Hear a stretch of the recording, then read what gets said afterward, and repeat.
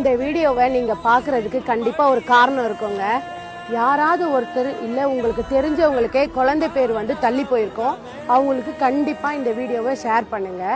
கோவிலை சுத்தி வந்து அம்மன் காலடியில வச்ச லெமனை கொடிமரத்தடியில உட்காந்து கணவன் மனைவியா சாப்பிட்டா 10 மாசத்துல குழந்தை பிறக்கும் அப்படின்னு சொல்லுவாங்க. அது உண்மைதாங்க. நானும் கல்யாணம் ஆன புதுசுல குழந்தை பேர் தள்ளி போனதுனால இந்த கோவிலுக்கு வர சொல்லி எங்க பிரின்சிபல் மேடம் சொன்னாங்க. ஸோ அதனால நான் இந்த கோயிலுக்கு வந்து அதே மாதிரி லெமனை சாப்பிட்டு தொட்டில் கட்டிட்டு ஒரு 9 சுத்து இந்த கோயிலை சுத்திட்டு வந்தேன். முதல் வாரம் சுத்திட்டு வரும்போதே எனக்கு குழந்தை வந்து நின்னுட்டா.